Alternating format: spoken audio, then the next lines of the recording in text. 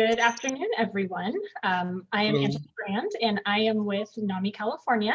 We're going to go ahead and get started.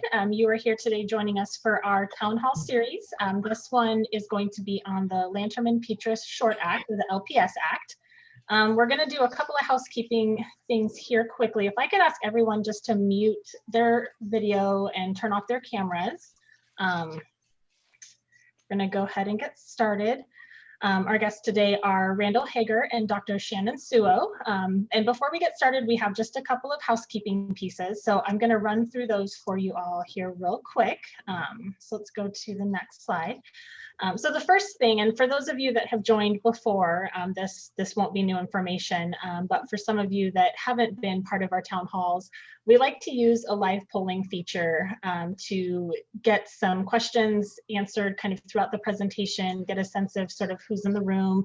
And we use a polling feature called Mentimeter. And so in order to participate with us today, you can use your smartphone or you can open an additional tab in your browser. If you go to menti.com, it's www.menti.com. It'll prompt you for a code. For this particular meeting, the code is 2311000. Our team will also put this information into the chat box.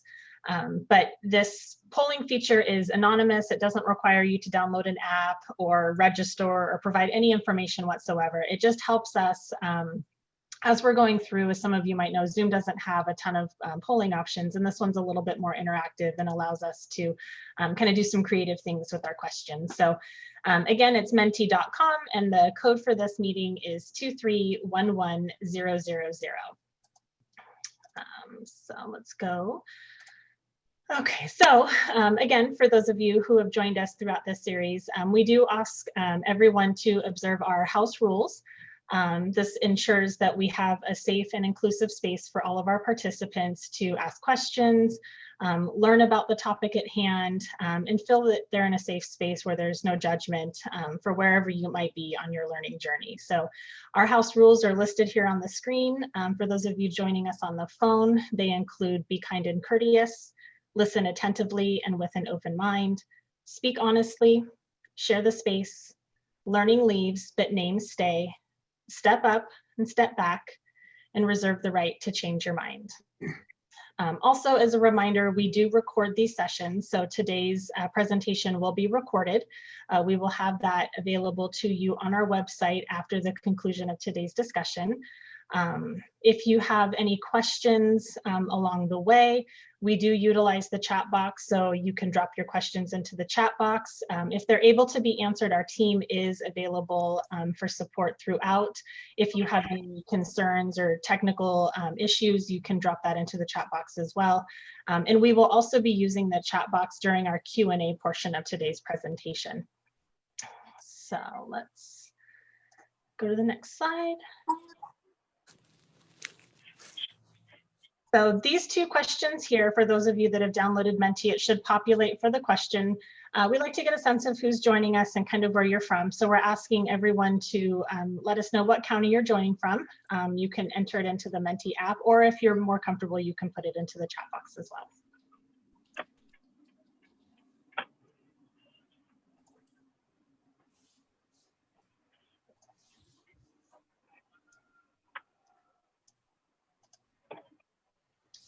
So we've got folks from all over California joining us today. It's really exciting. All right, I'll give folks another minute or so, another second. And then this one here also lets us know kind of who's joining us, who's in the audience, so to speak.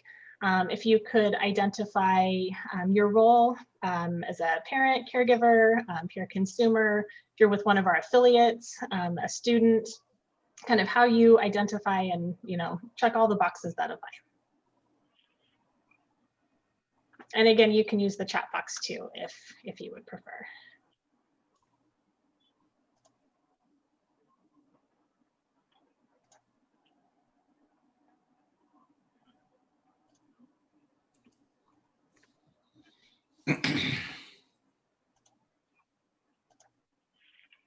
All right.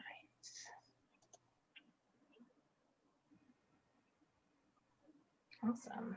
Thank you all so much. We've got a couple filtering in. Okay, so, and we'll be popping up with some other questions throughout the presentation today. But for now, I'd like to introduce to you Jessica Cruz. She's the CEO of NAMI California, to provide a welcome for everyone and to introduce our presenters for today's discussion. Hey, Jessica. Hi, everyone. I'm so excited to see a lot of you again, and some people who I haven't seen in a long time. It's so good to see your names and your faces. I think this is the first town hall where we've had somebody represent Alpine County. So I'm really excited. It seems like we have really great representation, and it's probably all due to the fact that we have wonderful presenters today. And this topic is of great interest to everyone within NAMI's family. So I just want to thank everybody for being here. As many of you know, we've been holding these town halls since the spring. We've been trying to bring together statewide experts, state leaders to our membership to talk about specific issues. And today's issue is to talk about LPS and get a little bit of education and some kind of ideas of what's happened throughout the last few years, even in updating it. What can we think about in gaps in what's happening? I couldn't think of anybody better to present this information than all of our friend Randall Hagar. And Randall and I had a lot of conversations. He's done a lot of policy work as the policy consultant for now the Psychiatric Physicians Alliance of California. He's also used to be the first vice president and the chair of the legislative committee for NAMI when it was known as CAMI, California Alliance for Mental Illness. He's also helped write both the mental health parity, insurance parity, and Laura's Law, two incredibly important pieces of legislation that, thank goodness, have passed now here in California. So he's going to be joined by Dr. Suo, who graduated from UC Davis's Family Medicine and Psychiatric Residency Program and holds dual board certification in both specialties. This is so rare, and we need so many more doctors who understand both components. And so we're so lucky to have Dr. Suo here with us. She serves as the medical director, or has served as the medical director of the Northgate Point Regional Support Team, which is a Sacramento County contracted community health clinic.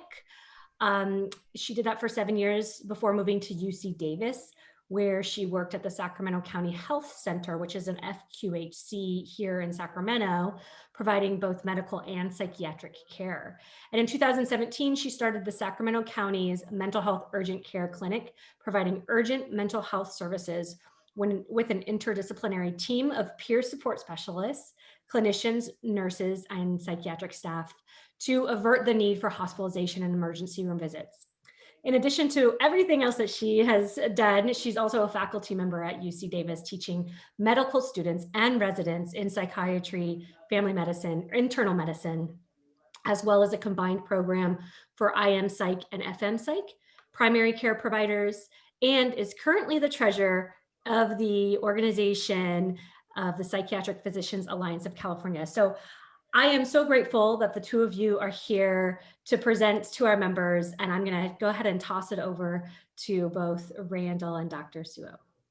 Okay, Jessica, thank you so much. That was a great introduction. I'm excited too. I want to make, another thing clear because it does go to transparency and disclosure. I'm also a board member of the Treatment Advocacy Center in Arlington, Virginia. And for those of you who know TAC, as we call it, they have a very specific and very, pointed agenda. And so having said that, I think the way I'd like to start out is, first of all, apologizing for so much history in my slides, but I want to blast through that because I want to make the case and show you the sort of the antecedents of our current treatment system, but particularly the things that were in existence long before the LPS came into being that really shaped and made the LPS kind of inevitable in the way that it was shaped. So with that in mind, I'm going to ask Dr. Suo if she would like to say some opening remarks, and then we'll get started. Sure. Thank you, Randall. And thank you, Jessica, for that kind introduction. Apologize for it being so long. So you kind of already know a lot about me. Some things I didn't include in my bio are that I'm kind of new to the consumer realm myself. My daughter was diagnosed with ADHD last year. It feels like forever ago. And so I had the pleasure of acting as a family member of a consumer in our school district and learning how to navigate those challenges that so many of my patients do. And I realized that I have a lot more resources than most of my patients do. But it was helpful for me to get that perspective, and I appreciated the opportunity for it, even if the diagnosis and the actual dealing with it day to day is somewhat challenging.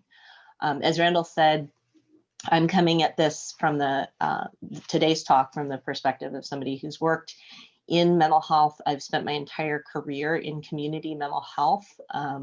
In fact, right before this, I got a call from the urgent care because they needed to find out some information about a patient who had been at UC Davis. And we were trying to figure out what we could do with them because they probably don't qualify for services under LPS Acts. So there are lots of people who still fall between the cracks, unfortunately, with even all that we have in California. So let's go ahead and go forward to the next slide, please. Okay, so I'll say a little something about my own personal journey here and why these topics are really interesting to me. My son's first break was a long time ago, but he had disappeared. I got a call at 2 a.m. from a police officer who was calling from the Humboldt State University campus, calling me in Sacramento, and saying that my son was up at 2 a.m. talking crazy and scaring the girls in the girls' dorm. And I should come up and call the emergency crisis unit, come up and get him. So I did that, and I was so relieved that he was found. He was pretty sick. I didn't really at that point know what that meant, but I got up, met the doctor. The doctor said, I've given him a shot, take him back to Sacramento, get him involved in treatment. But first thing, take him straight to the hospital and get him admitted. So I did the journey. I had left at like 4 or 5 a.m, got up there and then came straight back from Eureka and tried to get him into the treatment center in Sacramento. And long story short, I ended up having to spend 2 hours there arguing with him why he should be admitted, because he didn't want to be admitted. He didn't realize he was sick. He didn't know how sick he was. And they're saying, we don't see anything evident that we could use to hold him. And so I got introduced to the 5150 laws and those that follow in that manner. And I was finally successful in understanding what that framework was about right there on the spot, and convincing him that, yeah, he was a danger to himself because he'd taken a cigarette and he burnt holes in his hand. Not to put too fine a point on it, that seemed fairly self-injurious, and they admitted him. So I wanted to figure out what these laws were about, because my first experience was an experience of frustration. Why? I mean, he's sick, he needs treatment, something's going on with him. Here, take him, I mean, treat him. I mean, that was my naive expectation at that time. But I've since learned so much, and we'll get into this first slide in just a second. But I start from the perspective of many of you, which is that mental illnesses are neurobiological diseases of the brain. They're no-fault disorders. And like most medical disorders, the earlier that treatment can be initiated, the better the prognosis. And when the disease has progressed, it is possible to go through rehabilitation, to get social and vocational supports, treatment, and get back on the road to kind of recovering your abilities as a human being that sometimes the illness steals from folks. So that's a perspective that I think I share with many of you, but I just needed to say that up front because it does sort of color how I approach this. But getting started today, you know, there is a whole history. And if you have looked at the slides that have been made available to you, there's a fascinating history, and I do love history. But as I said, I'm going to blast through this.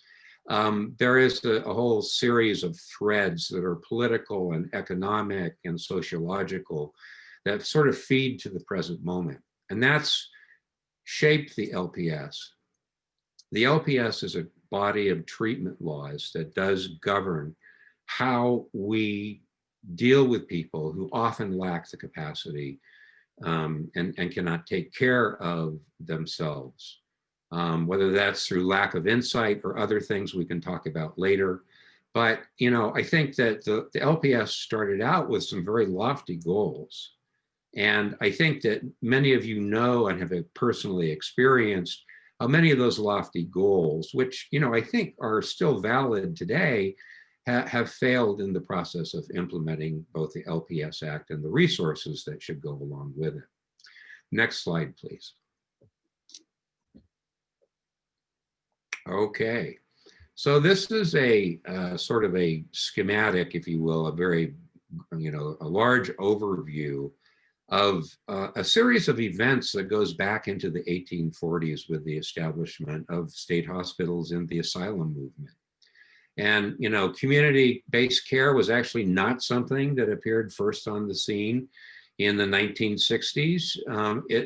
There was talk about needing a community-based system of care as far back as the years immediately following World War I. But then the next signal kind of significant event on the horizon that has a lot to do with the demise of the state hospital system was a series published in Life magazine called Bedlam. And you may be familiar with the current film that's out there of the same title. That really put a lot of what were abuses of state hospitals on the public's radar and led to a consensus that state hospitals needed to be reformed, if not downsized. So there was a long decline. We got our first treatments in the 50s when Thorazine, which was a horse tranquilizer, was found to have significant effects on hallucinations and delusions. And then, you know, the competing claims about what mental illness was, both good and bad, started to gain traction in the freewheeling 60s. I'll go into that a little bit. And then the LPS was born. And so, you know, immediately thereafter, you know, we found that we could land a man on the moon, but we didn't really find our legs as far as treatment goes for many, many years. And I think we're still in the process of discovering what works best and getting the resources available to do that. So next slide, please. So I put this in here because one of the psychiatrists that I really respect, a guy named Mark Graff in Los Angeles, who's got an amazing sort of mind. He's a Renaissance man and he reads widely in all kinds of subjects, gave me a book. And this quote was in that book. And so, you know, you can see that the language is a little bit dated. And I've sort of asked the question, what year do you think this quote comes from? And I'd be happy, you know, if you got the right decade or even part of the right century, and where this quote might have come from. It is pretty singular that when you look at that really closely, that you find the whole idea of institutionalization right there. And this was, next slide, Dorothea Dix, 1846. So Dorothea Dix was actually a Sunday school teacher who was doing a Sunday school class in the prison in Cambridge, Massachusetts, in, I think it was 1842. And she was really accidentally kind of came by what she was to be much later in life, by stumbling on to the county jail. After going to do a Sunday school class in the prison, she ended up touring the jail and found out that the mentally ill were being kept and who are housed in the basement and in not great conditions. Next slide, please. So the context here is that even in the days of the colonies, and this is prior to the Civil War, there were laws on the books that had to do with mental health treatment. And so you can see this quote here. Massachusetts law required all the local townships and villages to provide a suitable and convenient receptacle or apartment for idiots, lunatics, or insane persons, and those not furiously mad. So I apologize for the language, but it is what it is because it is from a long time ago. And so, you know, we saw then, as we see now, that really the front line for treatment, and there really wasn't treatment, but for care of people, was in the hands of family and friends. And these laws existed when families and friends couldn't step in. It was a totally unregulated, underfunded system, and there were widespread abuses. Next slide, please. So Asylums, Dorothea Dix actually became a masterful politician in her own right, an advocate, if you will. Starting at a young age, being a Sunday school teacher, she learned the skills of legislative advocacy.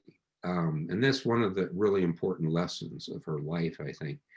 And ended up convincing the Massachusetts legislature to expand the state hospital, or the hospital that existed in that locale.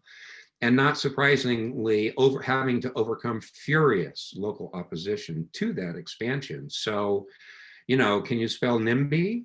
I mean, NIMBY obviously existed 2 centuries ago as well.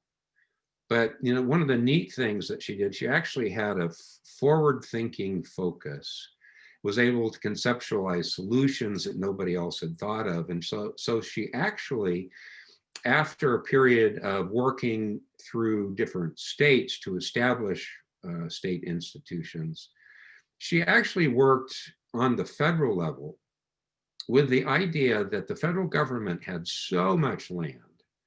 It was the owner and if it could sell off a little bit of that land and use the proceeds, those proceeds could establish a system of long-term care for people. So pretty amazing kind of thing. And so in 1854, she actually was responsible for the bill that moved through Congress, was passed both by the House and the Senate, and ended up on the desk of President Franklin Pierce, who proceeded to veto it because he didn't think that the national government, the federal government, should be in the business of caring for individuals in the states. And that sort of was the beginning of a movement that spread throughout Europe, England, Scotland, France, Germany, Italy, and other places. So the idea there was that an asylum was just that. It was a place of refuge for these individuals. It needed to be safe. It needed to have clean water, fresh air, good food, and be, part of that vision was that it would be in a pastoral place where there could be gardens and people could be engaged in pursuits in an actual working environment where some of the foodstuffs and other things were produced for the asylum. So the original asylum concept was actually very beautiful in conception. Thank you. Next slide. But as I said, Bedlam was an expose of what happened between that time and shows you the gaps already between our thinking and our best aspirations and the actual conditions on the ground. Bedlam exposed conditions at 2 state hospitals, one in Pennsylvania and another in Ohio. And this was the kind of picture that Life magazine published in a photo essay detailing the abuses and kind of helped give rise to the community care movement. This went national these kinds of images, and these images are actually available online for anybody who cares to look at more of the same, but they're pretty sad. This one's labeled despair. There were others with other labels, but once this hit the public, that was really the bell tolling on the state hospital system as it was. Next slide, please. So, I talked a little bit about medications, but there was a lot of other things going on. I'll talk just briefly about things that were interesting and relevant historically to the LPS. Brown versus the Board of Education, of course, established a Supreme Court decision that said that schools basically, it was unconstitutional for them to be segregated the way they were. And so it started to attack the issue of racial inequality in our country and imbue that with a sense of righting wrongs, establishing due process procedures for people who have been injured by current conditions in the law. And that will become important later. Double bind theory of mental illness. Gregory Bateson was an anthropologist at Stanford. His wife was the celebrated Margaret Mead. He came up with a theory that said that mental illness is really just a person facing two untenable choices or circumstances in their life and being unable to reconcile them, and that because of that, their brain broke, basically. So one of the very first more modern thinkers about this, of course, not necessarily current thinking, and I'm being somewhat sarcastic in that, but there, in fairly rapid succession, a number of theoretical kind of orientations emerged. And one of them was Thomas Szasz, who wrote The Myth of Mental Illness, and that stemmed from his experience in totalitarian Europe with the regimes of Stalin and the depredations of Hitler. Thomas Szasz actually later was one of the main reasons why we have the Church of Scientology. So mark that one down as a day of infamy. His ideas carried a lot of currency. There was also and he was a psychiatrist. There was another psychiatrist, R.D. Laing, who was a psychiatrist to the wealthy in London. And it was his thinking that things like schizophrenia were simply self-enlightening acid trips or the likeness thereof, and that they were voyages of discovery and growth, and that we should facilitate them. And then Thomas Sheff, another individual at Stanford and other places in California, was a sociologist who said that this is, mental illness was how we labeled social deviance and how we tried to explain their, exhibiting behaviors that were outside the norm. So when I labeled this slide ferment, I really did mean to give you the impression that there were a lot of things in the air, a lot of talk, a lot of intellectual kind of discussions. And those immediately preceded the establishment of community mental health centers in the United States. Of course, this was John F. Kennedy's 1963 Community Mental Health Clinics Act. The thing to know there is they promised money for 1,000 and only funded 400. So we're already off to a not so great start in the days just before the LPS was enacted. But also during this time, the Civil Rights Acts in Congress were passed one after the other. Some people think there was only one, but there was a Civil Rights Act established for general purposes, and then successively followed by Civil Rights Act that had to do with voting privileges and discrimination in housing and in employment. So we had a series of these, and these occupied the nation for nearly half a decade. Social Security came along, Medicare and Medicaid were established, and with that, the Imd Exclusion, which is, as most people know, the desire of the federal government to get out of the business of subsidizing state mental hospitals by refusing to allow funds from the federal government, for the most part, with some exceptions to be used for those purposes, for inpatient purposes, period. So there you are. That's how, you know, the role of history kind of sidled up to California. California was the first to do this, but during the period of 2 years, the ideas of how we needed to change treatment laws were discussed in the legislature and throughout the state, and finally enacted in 1967. So next slide. So I'll just gonna take a pause here. I've been reading at you a little bit off of these slides. Dr. Sewell, do you have any comments, you know, from the perspective of a treating physician, a psychiatrist, on what we've heard so far? Yeah, I had a couple of thoughts. You mentioned specifically, you know, the advent of thorazine, chlorpromazine, or sorry, well, we'll just call it thorazine because I can't remember the generic off the top of my head now, but in the early 1950s. But I think also important in that decade was when tricyclic antidepressants first became available. So that decade was really pivotal in mental health because we now had effective and humane treatments. You know, the things that were being done in psychiatric hospitals prior to the 1950s, the ones that, you know, psychiatrists have to own and unfortunately have in our history that are now considered barbaric, those were the treatments that we had. It wasn't that we had effective treatments and we were ignoring those. They were the things that were done because we didn't know what else to do and we were trying to help people. I'm not old enough to have participated, of course, in that, but suddenly in the 1950s, we have effective treatments. And so suddenly, you know, the 1960s is the first time that we can feel that people can safely return to the community and receive help there.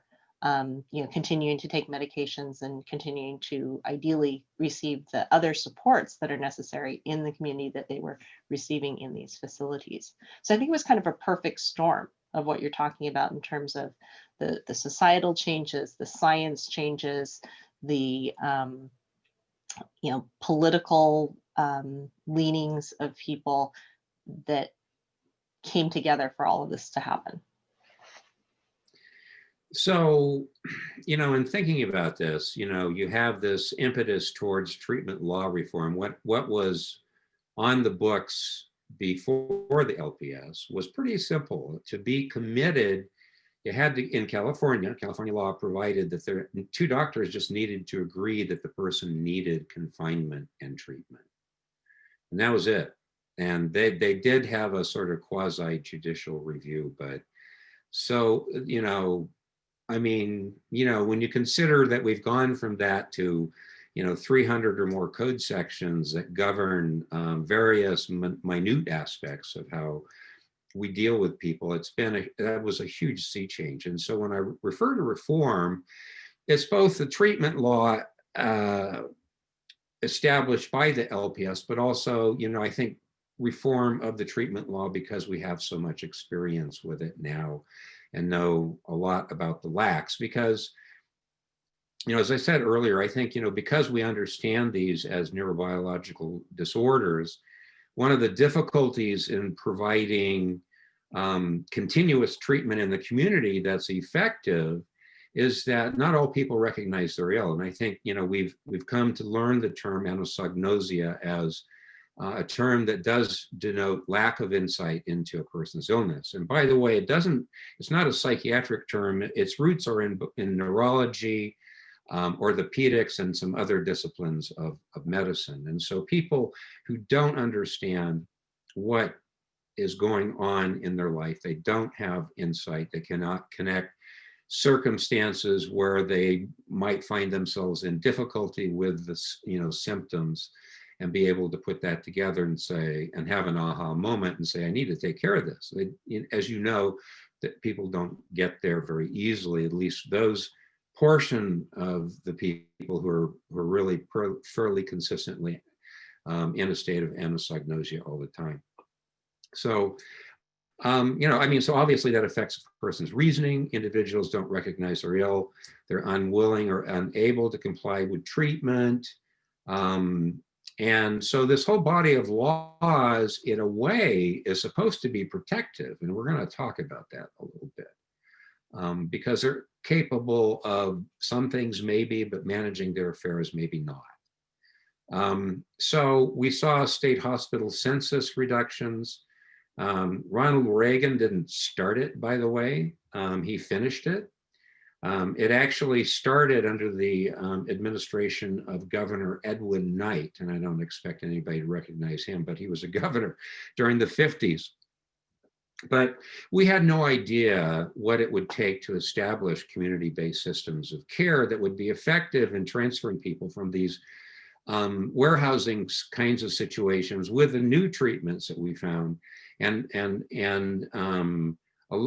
giving those people a place in the community that was safe and where they got the kind of supports that they needed to avoid tragic social and personal consequences.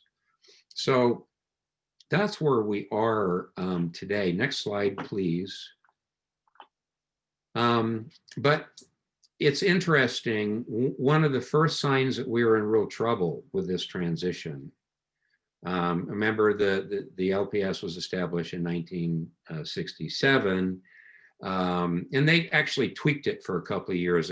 They realized that they weren't quite done, so some things were added and some things were changed. So there was kind of this sense that they weren't finished and the law was a little bit fluid. But by 1972, there was actually a paper that was published by a psychiatrist who was alarmed by the fact that he was finding a lot of the former residents of the state hospitals are ending up in the local jail. And this was a San Mateo psychiatrist, and he was talking about the San Mateo jail, and he did a little study there and provided us our first evidence that there was trouble on the horizon here. And as we know, today that census has continued to grow to very significant proportions. And in part, that transition also saw state hospitals not necessarily, I mean, many of them closed. I think we had something like 27 of them. But many of them did close, but we retained a number of them, but they became forensic institutions. So they were people who were transferred from the jails or transferred from prisons. And then at the same time, we started to notice that the roots of the really significant homeless problem that we have today, with lots of arrests and little treatment for those folks. And so if we go on to the next slide, statutes were added, things went on that were attempting to deal with the phenomenon that went on for a couple decades before we really got ourselves focused on some things that were necessary to move forward and to deal with these problems. Dr. Sewell, before I get into the 90s, did you have any observations about those kinds of things? No, I was actually just looking at the prison statistics as you were presenting that information, and there's a enormous uptick of people put in prisons. It looks like about the late 70s, which ties right in there with all of this. So we know that a large proportion of people who are incarcerated suffer from mental illness. Correlation is not causation, but certainly there's a lot of things that are converging here. And this particular website I'm looking at, it's the sentencingproject.org, also talks about the racial bias associated with incarceration as well. So it's kind of a double whammy for those individuals. Mm-hmm.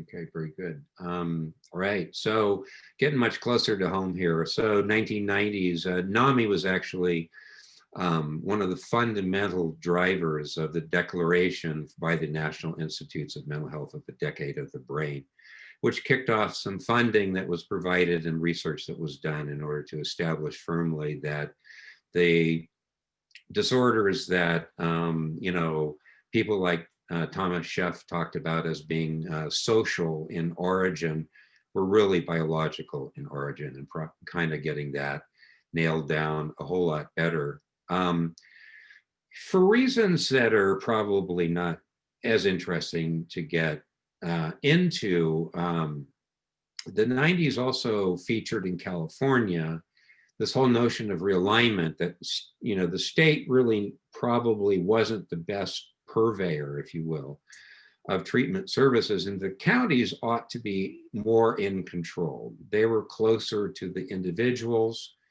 They knew their resources. And so the state basically in 1991's realignment legislation actually ceded a lot of control to the counties.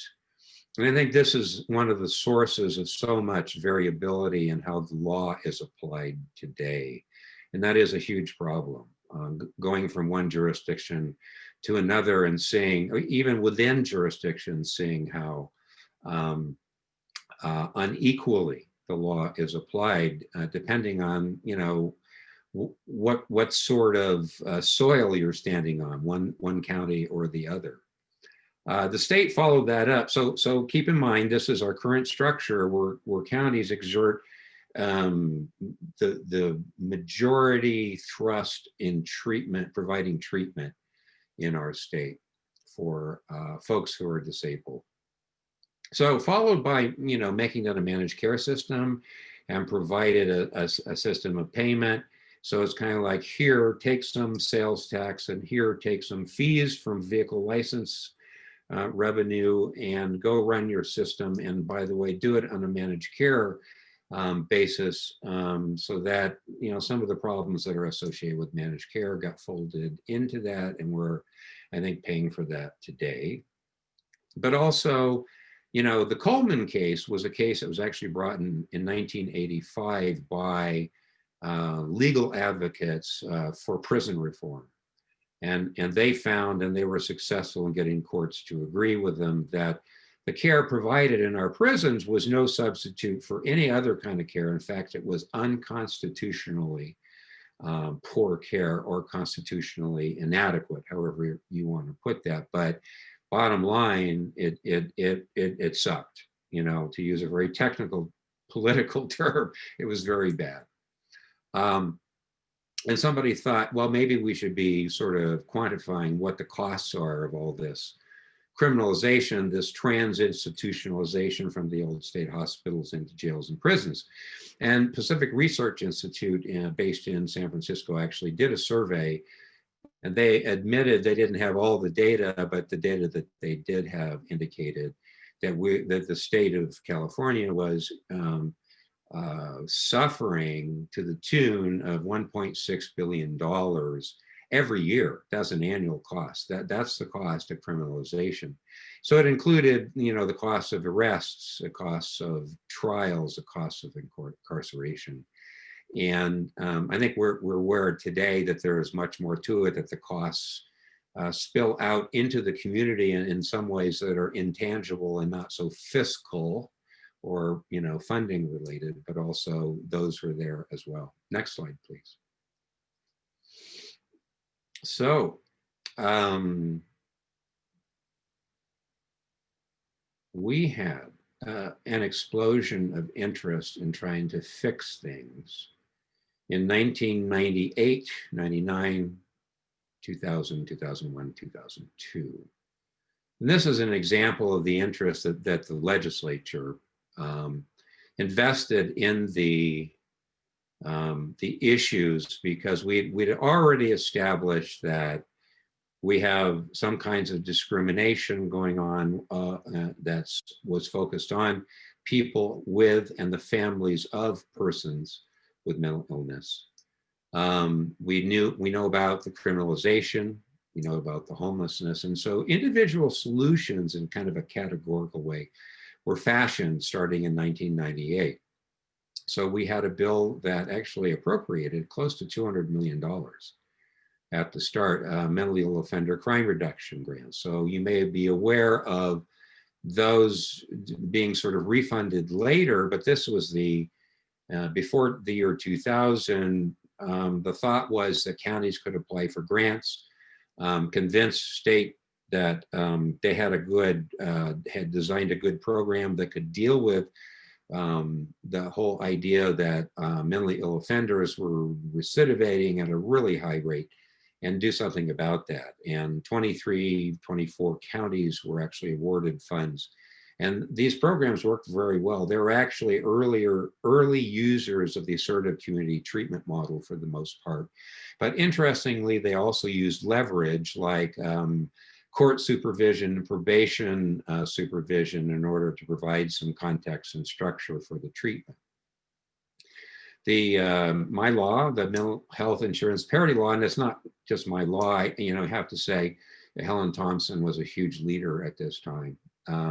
With AB 88, one of the strongest laws in the nation at that point, and continued to be so, that forbade discrimination in private insurance was established then. Of course, you can't go anywhere these days without talking about Darrell Steinberg's contribution to the whole problem of homelessness. And so there was a succession of bills in 3 or 4 years where he was able to actually put together programs, again, using assertive community treatment models with money, $50 million a year.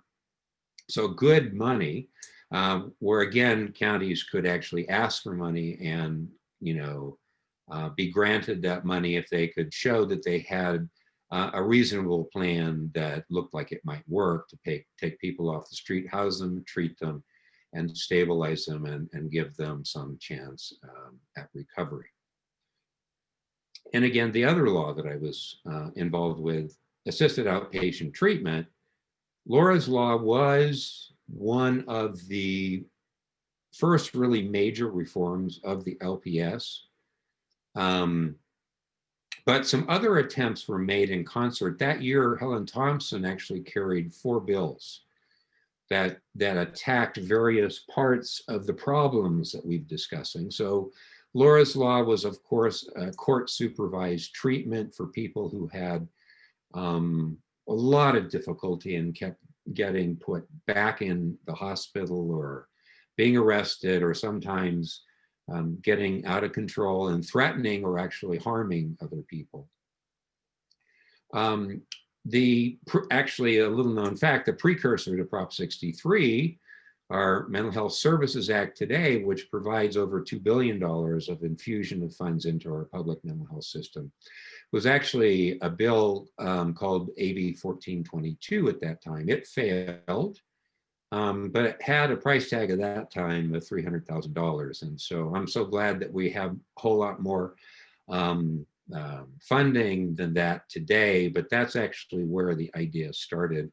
And again, it was Helen Thompson. Small bill, but could be really important, was this next one, AB 1424. It required history to be taken into account in any of the determinations in the LPS. And we're going to get to what those look like in just a minute. But in psychiatry, and Dr. Sewell, I'd be happy to hear your thoughts on this. I mean, it's basic when you go to medical school. I think one of the first things you do is you get taught how to take a history, right? Yes, that is considered fairly fundamental. So the idea, though, to use that as one of the basic requirements in the LPS Act was kind of revolutionary. And one of the psychiatrists who was around at that time said that he thought that if properly taken into account, that having a history of a person, so that you kind of knew because of history what to expect in their future if they were left untreated, and what treatment might need to do in order to get them into a stable and healthy and safe place.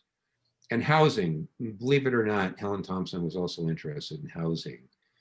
So there was an assisted housing bill which loosened up a lot of the restrictions that were imposed at that time. So 4 really big bills there, following on homeless mentally ill outreach, 3 different bills there by Darrell Steinberg.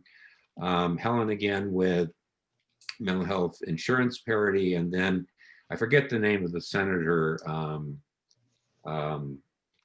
I want to say Rosenthal, but maybe somebody will dig that up for me, SB 15. So a really concerted effort to deal with the social problems, the treatment problems, all of that we've seen up to this point. So next slide. Okay, so before we get into this, I think Angela and I had worked on a sort of a word cloud sort of exercise for folks. When you think about LPS, what do you think? What words come to mind?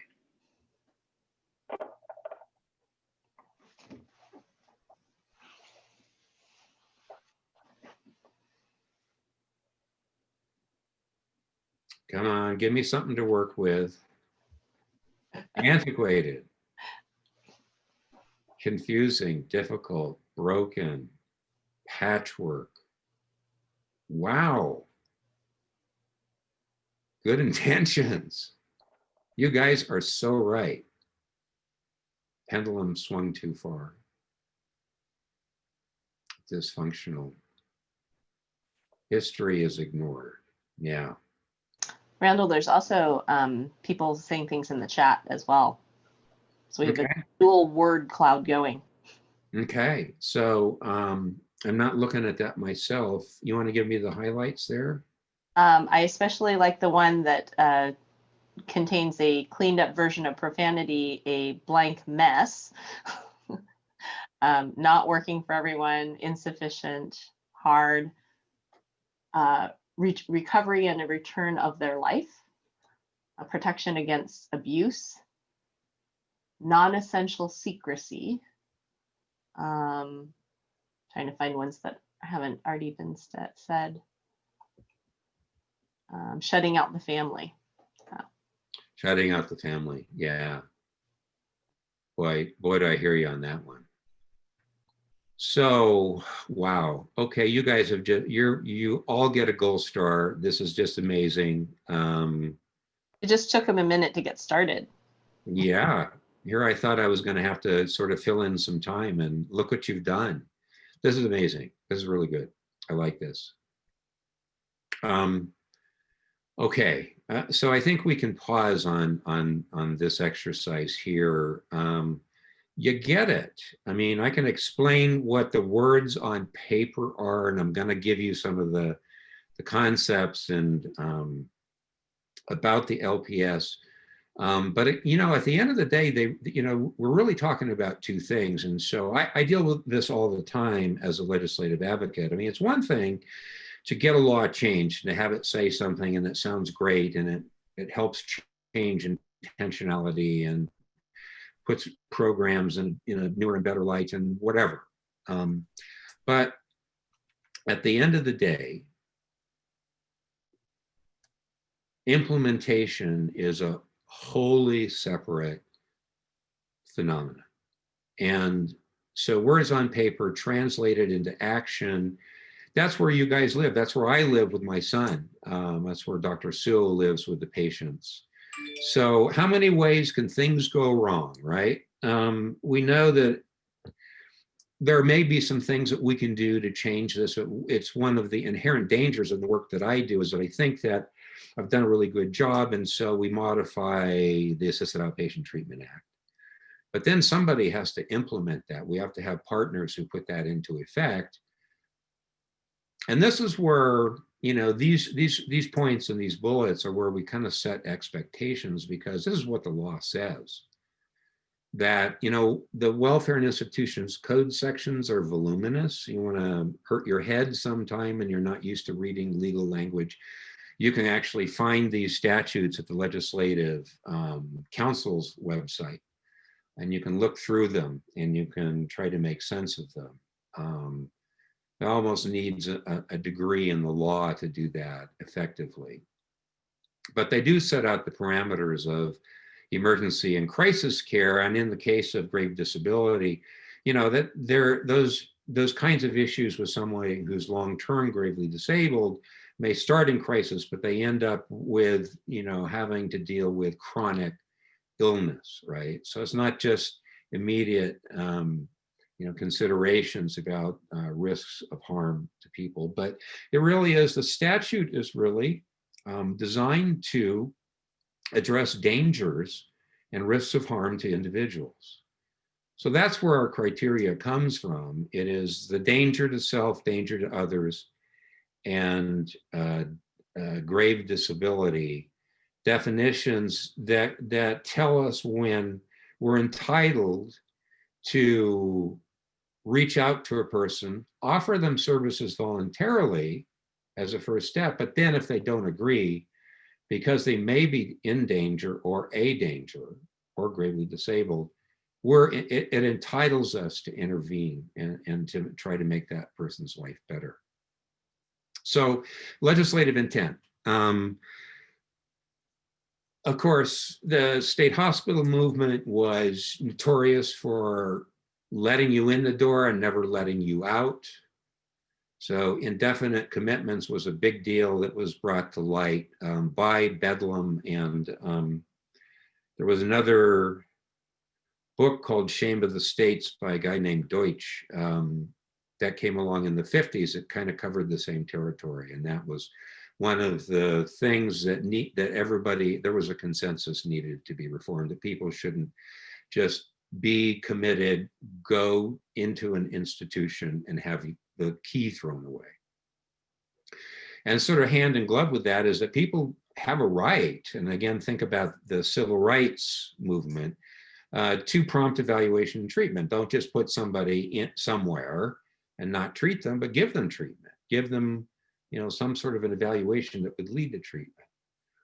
And there's no, doubt in many people's minds that there is this whole unfortunate aspect to individuals with a severe mental illness. Even though they are more likely to become victims, there is a small population that needs to be confined and treated, detained and treated, because they pose a danger to the community. And I think sometimes if you walk the streets of San Francisco, if you walk Sacramento streets, you can kind of find those people shouting and gesturing angrily on street corners, and it kind of gives you a picture of what the protection of the public is about. But I think while that is significant, I mean, any person who does injury or any person injured because of an untreated mental illness is a tragedy. I think by far the larger problem is the neglect of people on the streets, to the extent that they end up being the victims of criminal acts. And so that was recognized in the 60s as a necessary piece of what an aspirational, if you will, piece of the LPS.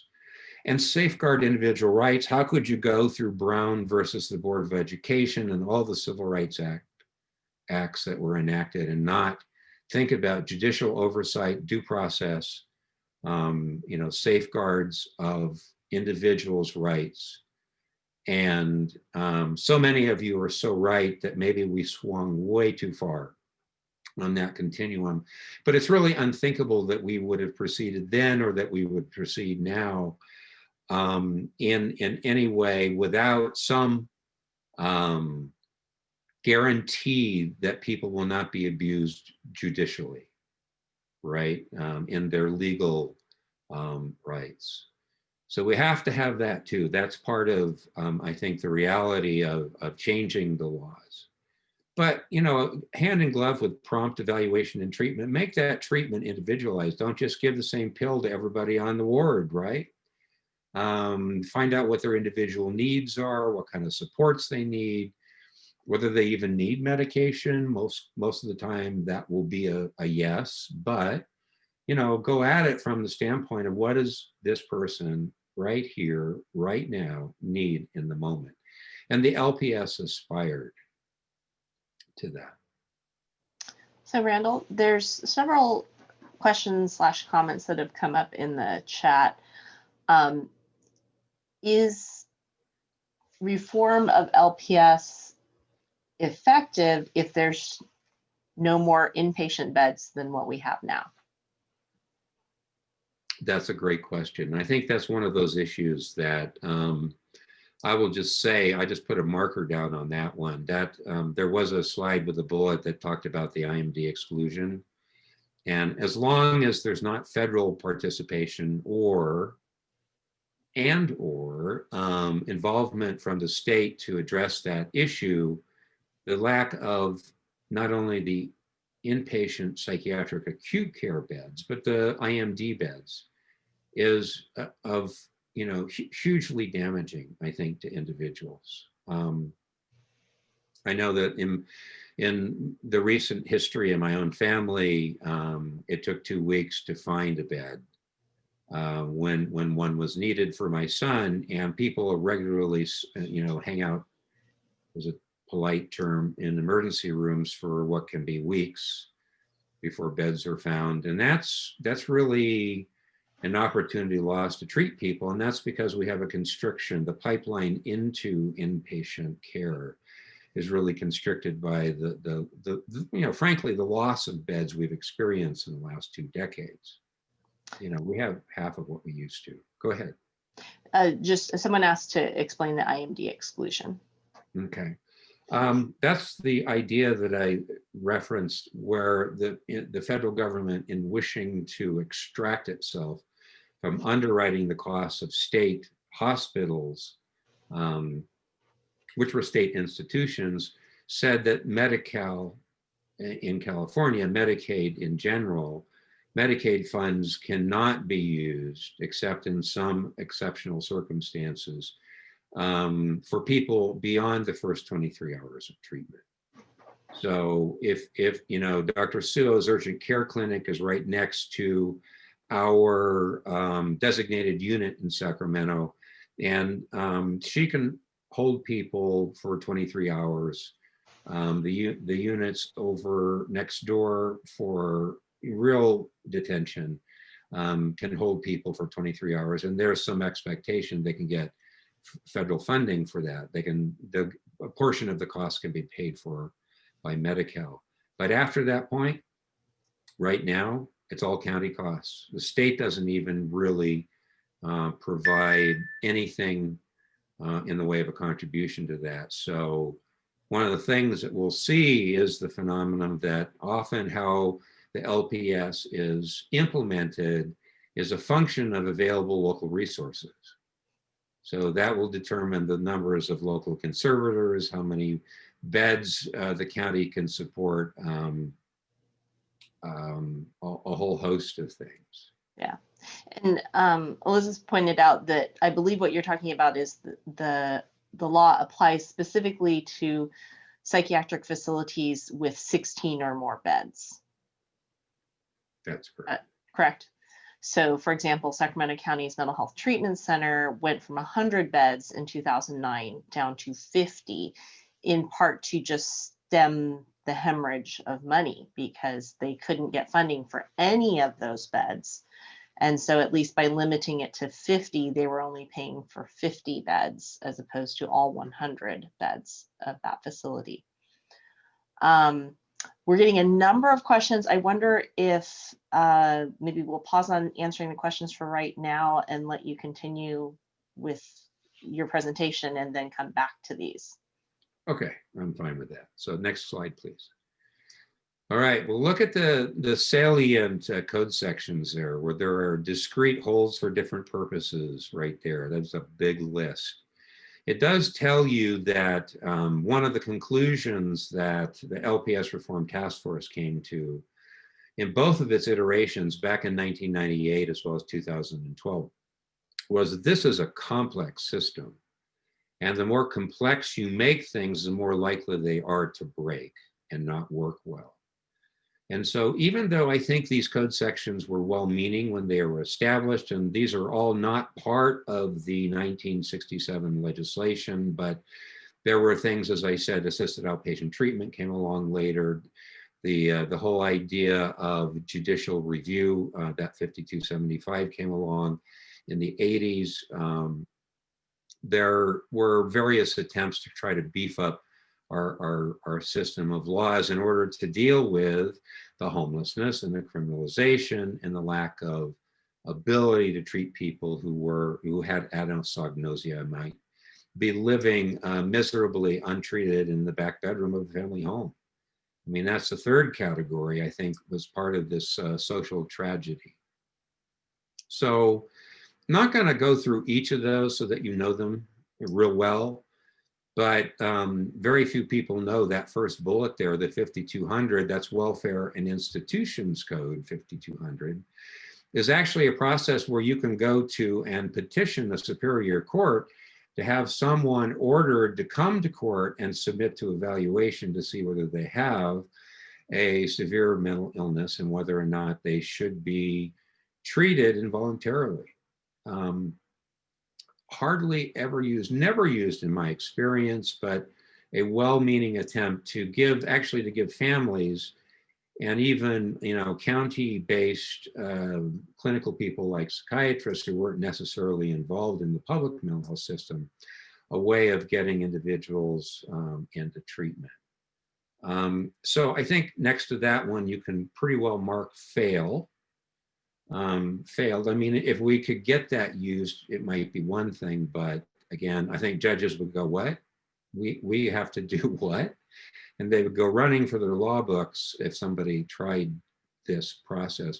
I don't even know if there is a court form to do this. And usually when you have well-used, well-established court procedures, the Judicial Council will work up a form that all jurisdictions have to use.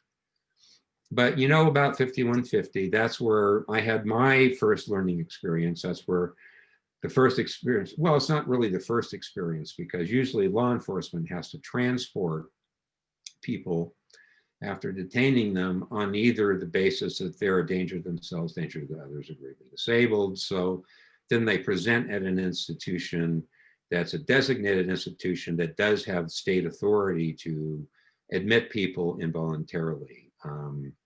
That is so subject to interpretation. I tell you a quick story that, and I'm sure there's 1,000 others out there, about my son. We tried to get a mental health evaluation team that was mobile out to see him once and couldn't. So your regular garden variety police officer showed up.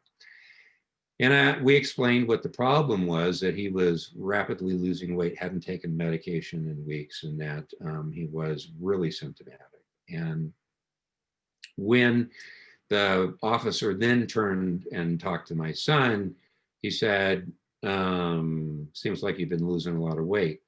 If I gave you a sandwich, would you eat it? Of course, the answer was yes. And that was it. No 5150 that day. So again, the whole problem of interpretation, and it brings in a whole related problem of training, comes in to where you don't have real equal application of the law. We were subsequently able to get a mobile team out there with CIT trained, crisis intervention trained officers, and it was night and day. I mean, they were able to take him in, and they were very gentle in their approach, very understanding, established rapport, and then got him to agree to transport, so that it wasn't, you got to come with us and you don't have any choice about it. So it was really night and day difference there. So a lot of things can happen in that 5150 space, starting with the street corner contact with law enforcement. And I don't know, Dr. Sewell, if you have anything to add, because I know that the police bring people into your unit all the time for evaluation. Yeah, I was wondering when you're going to let me say something about that. So at the mental health urgent care, law enforcement can drop off, but we're not intended to be 5150. We're not a 5150 facility, and we're not intended to be someplace where somebody that we know needs to be put on a 5150 should be. We can't hold people for the 23 hours that you were talking about. So in urgent cares around the country, roughly 10% of people who come in through the doors wind up needing to be on a 5150 or the equivalent in a different state. And that's just to be expected, the nature of a mental health urgent care. But what we've found is that when law enforcement comes and drops off, of course, we're asking them like, hey, do you think this person meets criteria for hold? Oh, no, they don't. You know, we picked them up because they're brought to our attention for this, but we talked to them, they don't meet criteria, here you go. And they leave. And roughly 50% of the time, we find that they do meet criteria and we do end up writing the 5150. So there's a distinct difference, I think, in the way that law enforcement will interpret the criteria. I don't think that the person's circumstances dramatically changed while they were in our clinic, or that their mental state deteriorated to the point where now they meet criteria. I think that law enforcement will tend to apply a different view of what the standards are. And I was putting in the chat that, you know, each county decides who gets to write 5150s. So throughout the state, law enforcement, first responders can all write 5150s.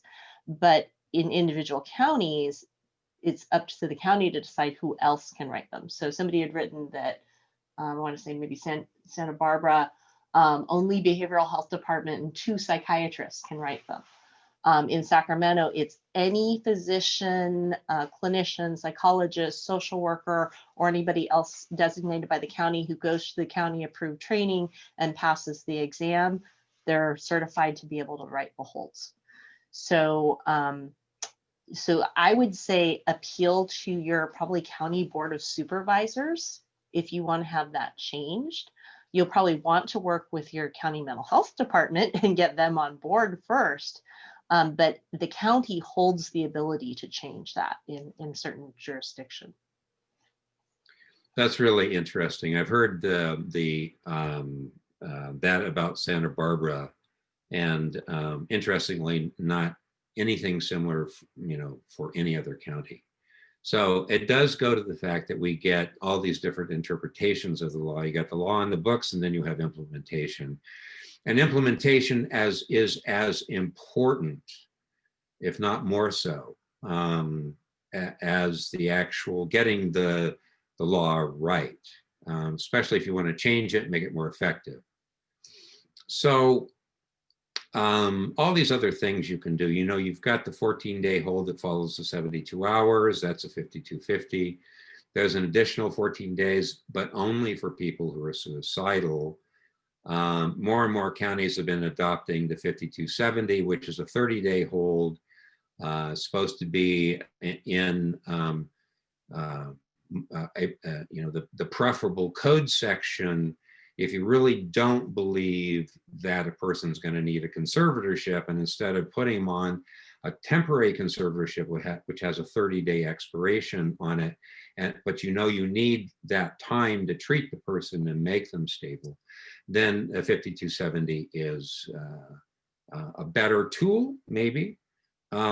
What's interesting about that is, like Laura's law was until just recently, is that each county individually has to adopt that. So a lot of counties haven't.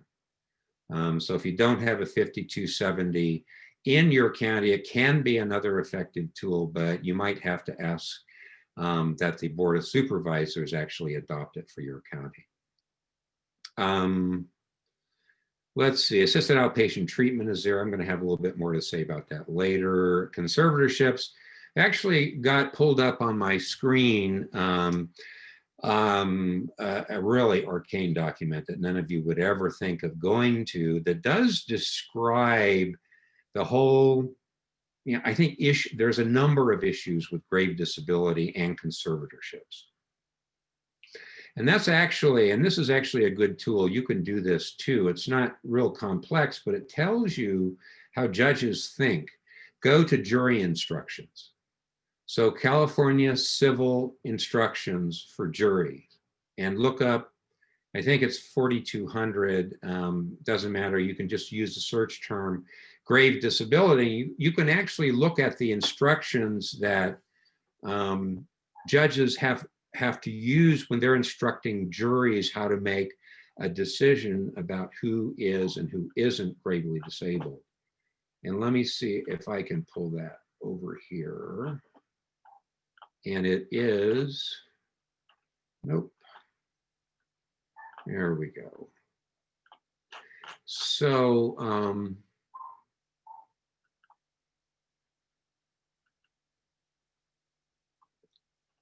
all right. So, people may or may not be. Let me just go through the real basic definition of grave disability. That is that a person is unable to provide for their basic needs, their basic human needs, for food, for clothing, or shelter. And that can't be just anybody, but there has to be a person cannot make provision for food, clothing, and shelter because they're impaired by a mental disorder. So that's it, the two things, food, clothing, and shelter, and unable to provide that because of mental disorder. So there's two parts to that. And juries are instructed to understand that. So it's not enough that a person be psychotic or that they exhibit bizarre or eccentric behavior, that they have delusions. They may, someone may feel that they're, John Lennon's long lost son or a secret agent, or they're hallucinating, they're seeing or hearing things that are not there. The important piece here is that just being mentally ill, having a mental illness is not conclusive as far as being able to label somebody gravely disabled to the extent that we feel inclined to tell them that they've got to do what we need to tell them to do in order to take care of themselves, or we're going to do that for them whether they like it or not. So again, tied to food, clothing, and shelter. Interestingly, this one was one that surprised me when I looked at the jury instructions. If you find that prescribed medication without supervision, that they will not take prescribed medication, rather, without supervision, and that's a direct result of their mental disorder, then this gets a little confusing. That's a factor in concluding that they're gravely disabled. So whether or not their basic need for food, clothing, and shelter hinges on being able to take medication. If it does, they are gravely disabled but taking medication. This is a misinterpretation I find so often in the law, because a person is stable because they're taking medication and they're no longer gravely disabled. They can take care of themselves, but what's going to happen if they stop taking medication? This is one of the issues of interpretation that can have really bad effects on people. Kicking them loose from a hold, finding a really sympathetic hearing before a judge hinge on the idea that, well, they're taking medication and they are able to provide for their food, clothing, and shelter, so they're not gravely disabled, so why do we need this conservatorship or hospital admission? Confusing.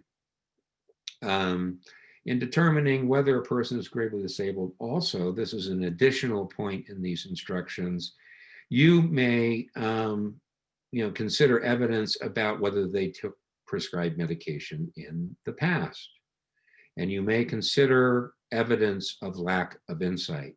So those are two really important features, and I wonder if those are given full weight by the judiciary. Again, what is the past history of taking prescribed medication, and whether or not it is evident, or there is evidence for lack of insight. Those must be taken into account. As I've said, that Helen Thompson bill went into effect. It was signed by the governor, and it says you shall take history into account. in all determinations, not just conservatorships, not just for grave disability. So, and also, so the last instruction for the jury is in considering whether a person is presently gravely disabled, you may not consider the likelihood of future deterioration or relapse.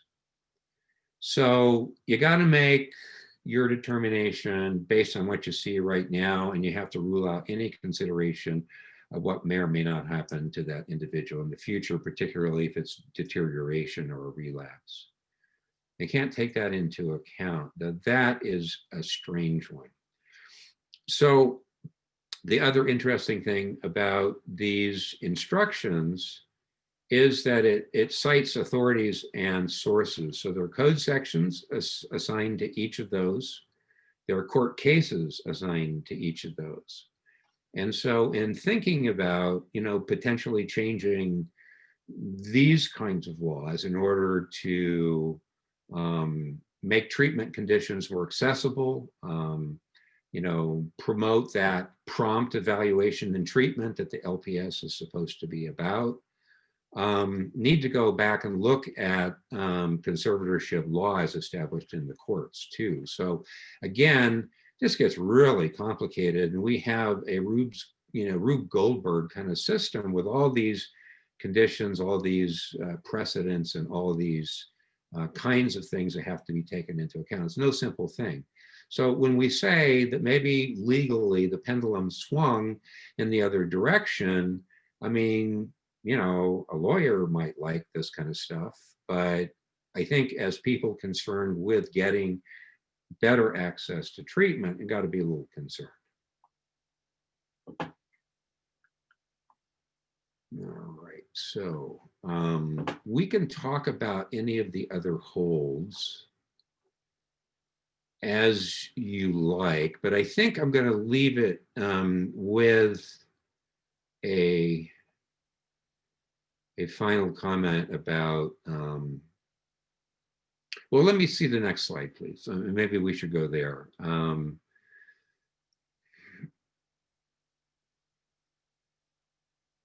Okay, yeah, I'm going to make a couple of comments here. One, I just talked about the Helen Thompson bill. This was 2001 or 2 that mandated history. Well, as kind of an exercise, because I thought it was not being implemented, I actually went and looked at 30 websites, and to see how local jurisdictions were using or not using this whole idea that if you're going to define somebody dangerous, you're entitled to take into account their history. Best predictor of future behavior, right, is their history. So are they presently dangerous? You're entitled to take into account that history and make your determination with that in mind. So that's been the law, but this was a restatement and a refinement in the law that led to not only what you see there on the screen, but required a checkbox on the 5150 form. So police officers decide to take somebody in to see Dr. Suo. They've decided, well, I am going to fill out the 5150 form, see if the people there agree with me. So they're going to check a box saying they asked about history. Most law enforcement officers will not do that. And so this kind of didn't work. But the whole idea was to try to force individuals in these non-medical settings to take into account history. Of course, as we said at the onset, that taking a history is second nature. You can do it in your sleep if you're a clinical person like a psychiatrist. So that was the point of this law. That was 2015. I talked to a CIT training annual meeting for the CIT International folks, which is crisis intervention training, which is the kind of advanced training that police officers can volunteer for. And it makes them so much more able to deal with, de-escalate, reach out to and provide better outcomes in the community with people with mental illness. At any rate, I met a number of trainers for police agencies there, and they said, what do we do with this? And so I think we made a mistake, but we thought that everybody would get what history means and why it's important. But I think you guys know, the history of your loved one or yourself if you're a consumer. And history is important and it should be taken into account, and it's not. So this is not well implemented, hence the law. And just as a reminder, we've done this twice already. And my suspicion is that we're going to need to do it again. Excuse me.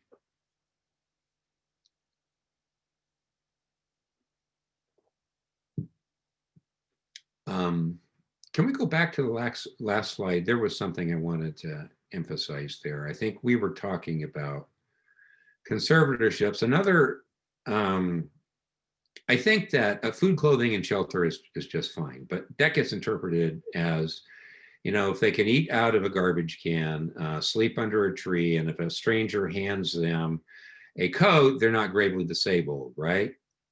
Going back to the jury instructions, there's a footnote in those jury instructions that says, see this other jury instruction. And that one actually goes to the issue of whether or not a person, let me pull it up here if I can find it again.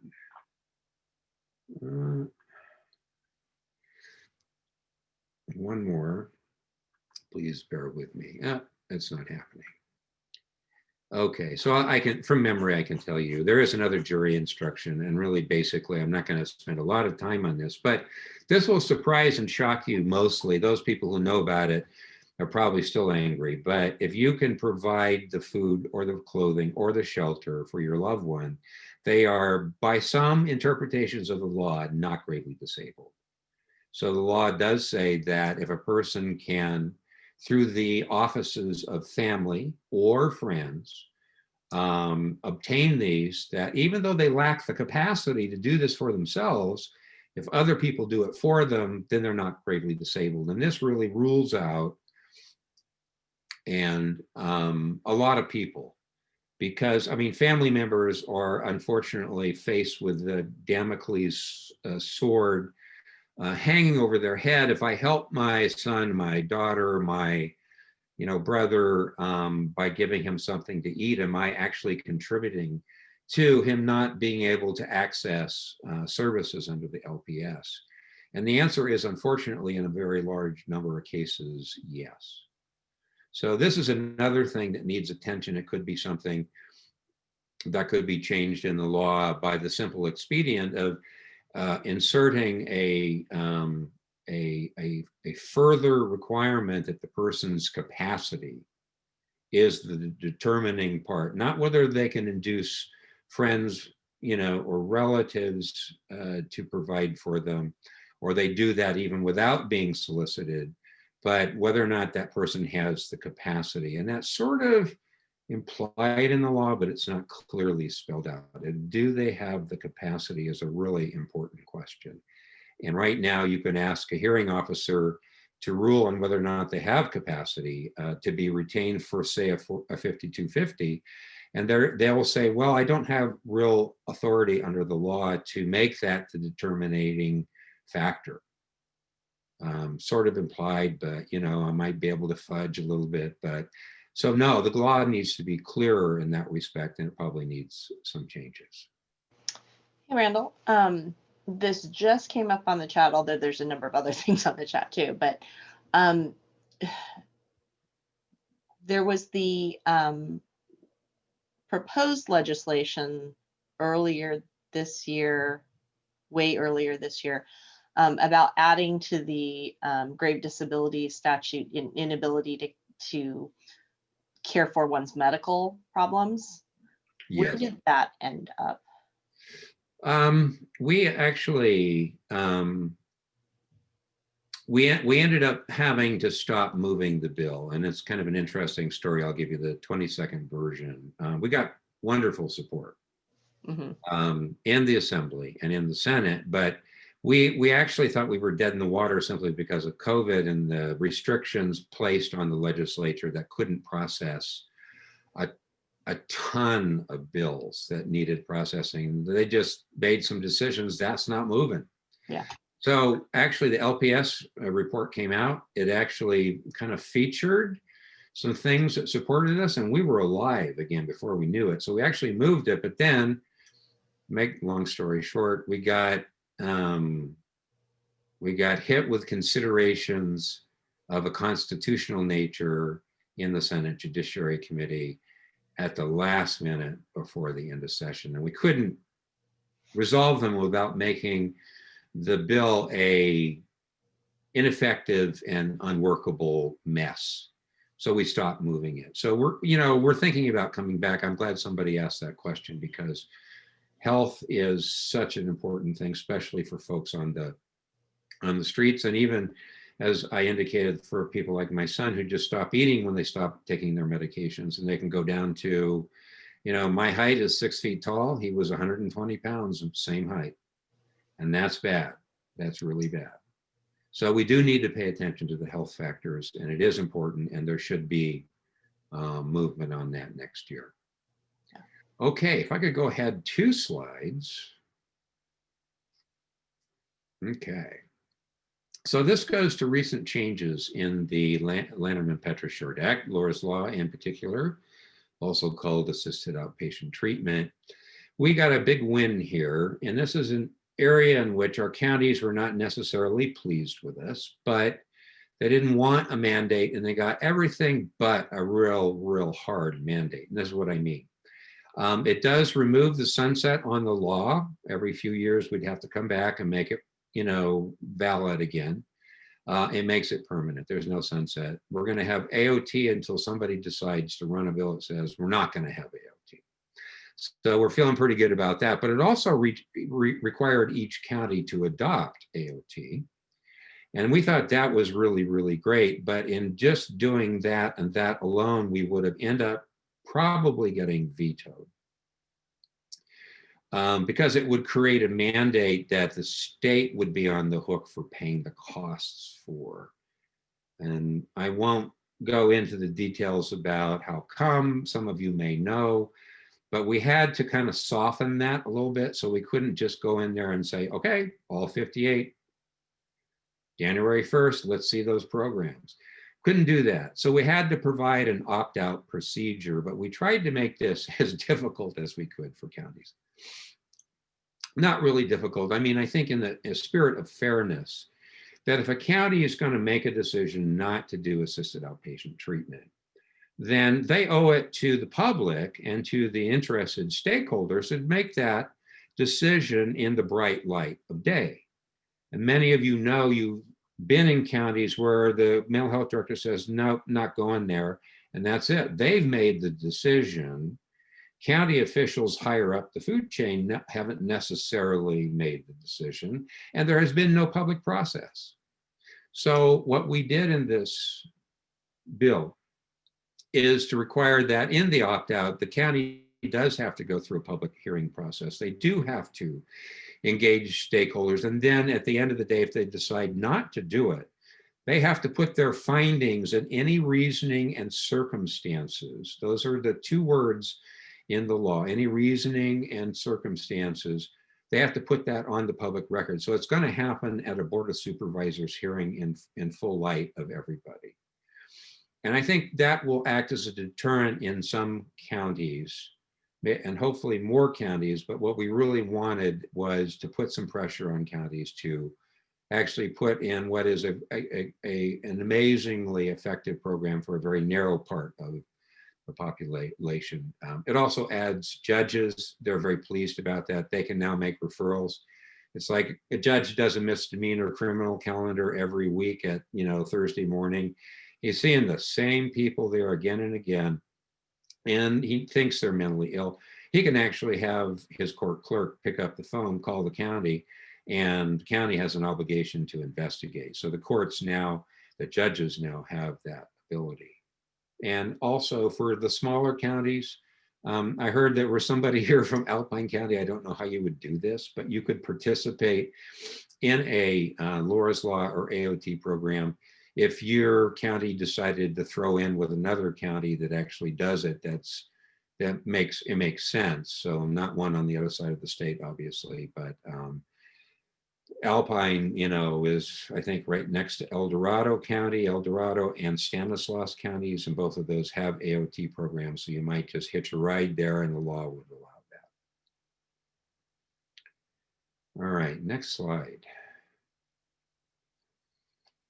So if there's one thing that's become clear, I hope, to you today, that uniform application of the law and some of its quirks that frustrate timely access to treatment need some attention, particularly the uniform application of the law. I think that even organizations like Disability Rights California have to agree that, grave disability in Kern County looks really different than grave disability in LA County. And that those two probably make it look really different in Sacramento or Humboldt counties. So we do have some issues of the uniform implementation that do need to be considered and fixed. And also this whole idea that, again, the LPS is words on paper. How do you go and make it better so that anybody can't come in and, county council in your county can't just say, well, I think the AOT program really means that we have to go out there for a year and do aggressive outreach, but not take anybody into the court system until after a year's attempts at outreach and trying to get them to voluntarily agree. Now that has not necessarily happened, but there have been some odd things that have happened in that interpretation of what it means to do outreach and engagement, particularly within the confines of the AOT statute. So, if I had my wishes granted, I think I would ask the state to issue some guidance. And I think there you have to be careful what you ask for, because who at the state is going to really know this law and interpret it in a way that's really consistent and that works to solve the problems that family members and treatment professionals see. And so it's a matter of, well, do you trust the Department of Healthcare Services better to issue clarifications and to write the educational materials?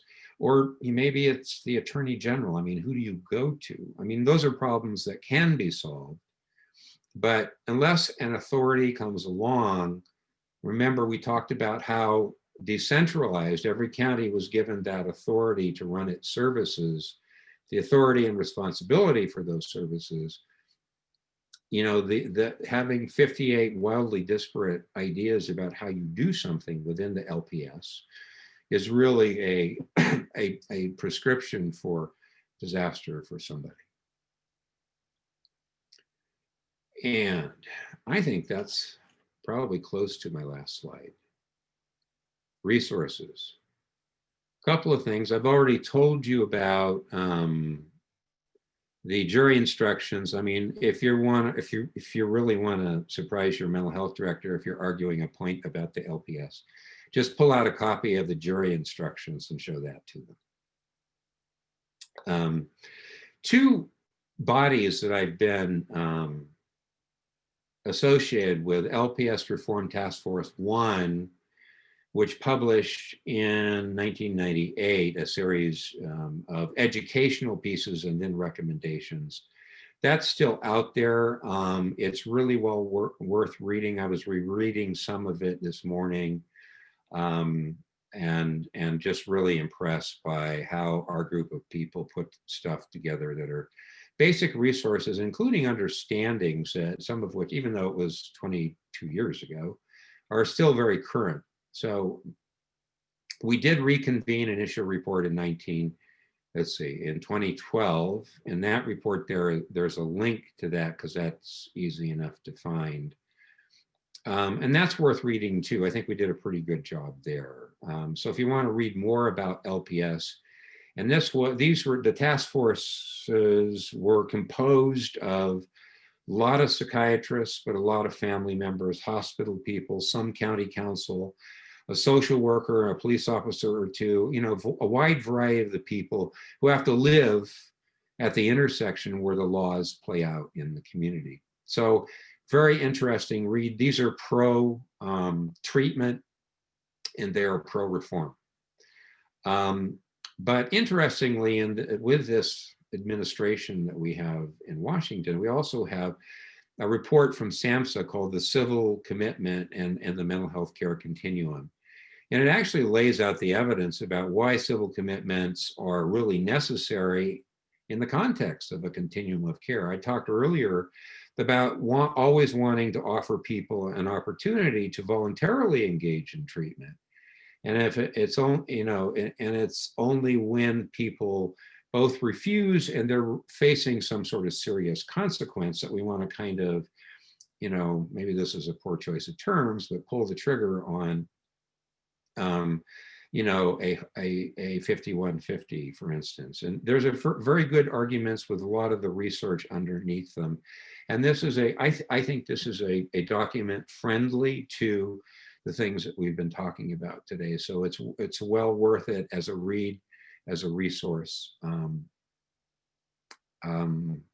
then the last thing I'll do is to put in a plug for the Treatment Advocacy Center's website. There are wonderful materials there, including the periodic reports that we put out that are on, somebody commented earlier about, changes in the law are not going to be effective unless we have more beds, and that was absolutely right on. The Treatment Advocacy Center talks about and issued a report on the whole phenomena of criminalization. They called it a bed instead. And what they meant by that was, instead of putting people in jail because you don't have many options, what you should be looking at is trying to find community treatment beds. And that does include a lengthy analysis of the fact that beds have disappeared over the last decades, and specifically inpatient beds, but also, the step-down care, the IMDs. So those are my plugs. I don't know, Dr. Sewell, if you have any last words. Well, I wanted to address some of the things that have come up on the chat. A while ago, Paula asked this question, and I haven't had this experience, so you might be able to give her a better response. So patients that are discharged from inpatient who are on conservatorship have to be, and actually, I think I haven't had this experience because I didn't know this was the case, that they have to be discharged to a licensed board and care. And if they're not, somehow that invalidates the conservatorship. Am I misunderstanding this, Paula? There's two parts to that, and I can give my response. Because the county authorities as counties and government agencies, they can't release a person. I mean, they can't, conservators cannot allow a person to live in a board and care as a condition of release from a hospital stay. So, I mean, there's been some relaxation of standards, but typically in places like the Turning Point community systems, if somebody is conserved, they're in the hospital, they've lost their last housing placement, then they have to go look for a licensed board and care in order to put that individual. So those are just sort of some of the funky ways that local jurisdictions are forced to work because they are government entities in part. So her question is, what can you do if, well, I have my response is, now that I understand the question, what remedy exists when the provider has done that and it causes obviously harm to the patient? So if they're released to a room and board and unlicensed board and care. Yeah. Something other than a licensed board and care. Yeah. Well, okay. So, the first thing that occurs to me is that there is liability there. Somebody could be sued and you could win if you, sued on the basis that it was an unallowed placement. So there is that, but how many of us are going to sue on these kinds of things, right? I think patients' rights is interested in this, and this is one area in which, your local patient's rights advocate who is officially in that position in the county can actually help go to bat with you or point out that this is an extra legal, outside the legal requirements sort of placement. So that's one, and I think that's a good use of the resources that they have there in the Patient's Rights Office. And then some other themes that have kind of come up through the chat. Some questions about minors and their rights with regard to 5150 and other LPS laws. My response had been that the laws apply pretty much the same for 5150 and such, although the criteria for grave disability is slightly different because, of course, for minors, it's presumed that their parents or guardians are providing for their food, clothing, and shelter. So it is the lack of ability to utilize those things, even though they are provided to them. And then separately, when the minor is hospitalized, the parents have the authority to authorize voluntary treatment on the minor's behalf, so that they don't have to stay on a 5150 if they're no longer meeting the criteria for that. Whereas with an adult, of course, the actual patient, the consumer, needs to be the one consenting to that voluntary treatment. And then someone had raised the question, I'm surprised this didn't come up sooner, about the whole issue of families trying to contact hospitals and getting information or exchanging information. And HIPAA, everybody likes to cite HIPAA as why they can't talk to people. I always teach my residents and medical students, HIPAA permits disclosure. It permits disclosure in the interest of discharge planning. It gets much trickier when a patient has told us they do not want an individual to know anything about them. So when that individual contacts us, we've been explicitly told not to tell that person about our patient. But there's nothing in HIPAA that prevents us from receiving information. Now, granted, we may even have to go so far as to say, I can't acknowledge that that person is a patient here. But if you'd like to tell me whatever information it is that you have to share, I can listen to it. So that's a little bit of a way. It doesn't explicitly confirm or deny that the person is their patient, but a lot of times families know where the patient is at. So that is one way that you can just lobby the person that you're talking to. If they're trying to say, oh, like HIPAA prevents me from talking to you, just say, I realize that it prevents you from disclosing information to me. I would like to share information from you. I believe that HIPAA does not prevent you from receiving information from me. And then that. So that interesting thing, the HIPAA laws are up for some relaxation in Washington. So we'll stay tuned on that one. Hi, Randall and Dr. So I just wanted to do a quick time check. Yes. We've got about 5 minutes. The chat box has been incredibly active, and I do want to extend a huge thank you to you, Dr. Sewell, for your support in answering a lot of these questions throughout. Our team, tried to keep up as well. So I know that we didn't get to all of the questions, but I'm wondering what we've done previously, because we have so many, folks that are interested in learning more. And what I'm seeing in the chat box is there's a lot of very general questions about this particular topic, but there's also some that I think kind of dive into specific county operations and structure. And so I'm wondering if maybe, Randall, we could work together after this event and put together just kind of a Q&A document to address some of these questions and send back out to our participants, if that would be okay. Happy to do that. Okay. Yeah. Wonderful. Again, I do want to be mindful of folks' time. Was there anything, Dr. Sewell, that you saw that jumped out that you wanted to cover quickly in these last few minutes? No, I just did it. Okay. Sorry, I wanted to jump in with the time check. Of course. So again, like I said, we've got a lot of questions that are related to kind of the legislative end. There's some questions about beds and county process and things like that. So we did send out the materials to folks that had registered. We will do a follow-up email with those materials, as well as some of the other documents and links that were shared throughout in the chat box. And then we can work on that Q&A that will be sent out to folks.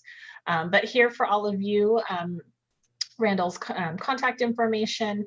I know that in the registration, Angela Brand, my information was sent out if you have questions, so you can reach out to me as well. We have just a couple of small closing housekeeping pieces, just our post-evaluation survey. We like to know how we did, what your thoughts are, anything that we can do to, improve and strengthen these events. The evaluation link is here on the screen. It's also in the chat box if you wouldn't mind taking just a couple moments out of your day to let us know what you thought.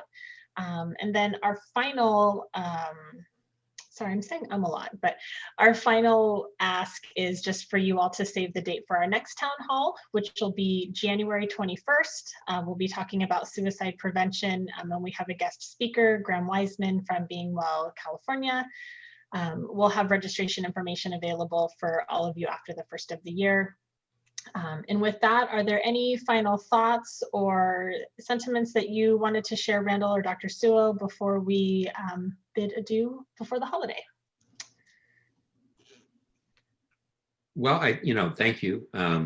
This has been, the time seemed to have gone by fast. I am a little worried that we overwhelmed you with information. We didn't answer your questions, but Angela's just outlined the process for us to continue to dialogue, and I'm more than happy to do that. And thank you for having me.